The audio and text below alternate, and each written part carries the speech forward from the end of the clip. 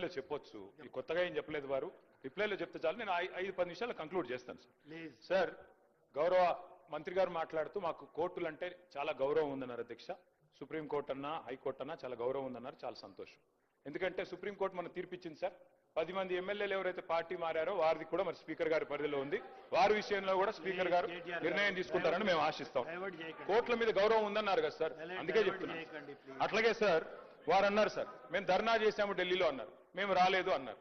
Sir ధర్నాకు మేము రాలేదు సరే, మరి రాహుల్ గాంధీ గారు రాలే, మల్లికార్జున్ ఖార్గే గారు కూడా రాలే కదా సార్. అంటే వాళ్ళు కూడా ఇది ధర్నా కాదు డ్రామా అనుకున్నారా సార్? ఎందుకు రాలేదు సార్? మరి అధ్యక్ష నిజంగా చెప్పాలంటే డిక్లరేషన్లు కాదు అధ్యక్ష, డెడికేషన్ కావాలి. మేము ఒకటే అంటా ఉన్నాం అధ్యక్ష, ఒకటే గవర్నమెంట్ 5 గొంతులతో మాట్లాడితే కరెక్ట్ కాదు. మీరు కన్ఫ్యూజ్ అయ్యి అందరినీ కన్ఫ్యూజ్ చేసే ప్రయత్నం కరెక్ట్ కాదు. డెడికేషన్ తో పనిచేయండి, శాస్త్రీయంగా పనిచేయండి. మేము సిన్సియర్గా ఒకటే కోరుతా ఉన్నాం సార్. ప్రధానమంత్రి గారు అపాయింట్మెంట్ ఇస్తలేరు, ఇక్కడ ఉన్న ఎమ్మెల్యే గారు ఇప్పియాలంటారు. ప్రధానమంత్రి గారి అపాయింట్మెంట్ ఎమ్మెల్యే గారు ఇప్పిస్తారా సార్? ఎక్కడైనా దేశంలో ఇది మాకు తెలియదా? ముఖ్యమంత్రి కార్యాలయం నుంచి అడిగితే ఇస్తారు. 52 సార్లు ఢిల్లీకి పోయినారు ముఖ్యమంత్రి గారు, 52 సార్లు పోయినారు. 20 నెలల రికార్డు సార్ ఇది. మరి 52 సార్లు పోయి ప్రధానమంత్రి గారిని చాలా సార్లు కలుస్తారు. మొన్ననే చీఫ్ సెక్రటరీ గారిది మళ్ళీ మీరు రిపీట్ చేస్తుంటే నేనేం చేయాలి? అది కాదండి, మీరు రిపీట్ చేసుకుంటే అదే మాటలు మాట్లాడుతున్నారు. మీరు 2-3 సూచనలు అన్నారు, ఒక సూచన చేసి మళ్ళీ మొత్తం ఇష్యూ డైవర్ట్ చేస్తున్నారు. Please conclude. సార్, ఈ సమస్య తేలాలి అంటే ఇందాక నేను చెప్పినట్టు 2 మార్గాలు ఉన్నాయి సార్. ప్రధానమంత్రి గారి దగ్గరికి అఖిలపక్షం తీసుకుపోమనండి ముఖ్యమంత్రి గారిని. మా పార్టీ నుంచి కూడా వస్తాం.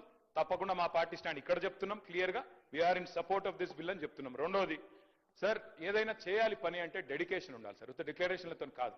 ఆ రోజు కేసీఆర్ గారు నేను ఆంధ్రప్రదేశ్ నుంచి పోతున్నా ఢిల్లీకి, తిరిగి తెలంగాణలోనే కాలు పెడతా అని చెప్పి పోయిండు, సాధించిండు. ఇవాళ ముఖ్యమంత్రి గారు కూడా చిత్తశుద్ధి ఉంటే సార్ వారు కూడా డిసిషన్ తీసుకోవాలా, చెప్పాలా. మరి బీసీ బిల్లు సాధించడో లేకపోతే నేను మళ్ళీ ఢిల్లీకి హైదరాబాద్కి రానని చెప్పి అక్కడే కూర్చోమనండి, జంతర్ మంతర్లో ఆమరణ దీక్ష చేయమనండి. మేము వద్దుంటున్నామా సార్? కూర్చోమనండి గట్టిగా.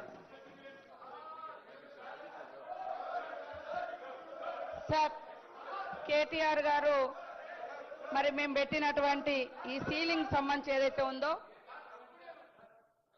2018 పంచాయతీరాజ్ చట్టం సవరించుటకై బిల్లు పెట్టినాం అధ్యక్ష. కంక్లూడ్ చేస్తారు, కంక్లూడ్ చేస్తారా ప్లీజ్? స్పీకర్ సార్, నేను తప్పు మాట్లాడుతున్నానా, అన్పార్లమెంటరీ మాట్లాడుతున్నానా? డెడికేషన్ ఉండాలి ప్రభుత్వానికి అని చెప్తున్నాను.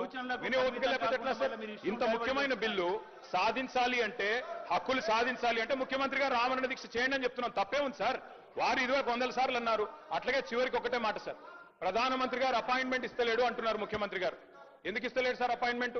ఒకటే కారణం, ముఖ్యమంత్రి గారు స్వయంగా చెప్తున్నారు బహిరంగ వేదికల మీద, ఢిల్లీలో అపాయింట్మెంట్లు ఇస్తలేరు, ఇస్తే చెప్పులు ఎత్తుకపోతారేమో అని చూస్తున్నారు అంటున్నారు. ఇట్లా మాట్లాడినాక అపాయింట్మెంట్లు వస్తాయా సార్? అందుకే ముఖ్యమంత్రి గారి భాష మార్చుకోండి, బుద్ధి మార్చుకోమని చెప్తూ మా పార్టీ సపోర్ట్ తెలియజేస్తాం.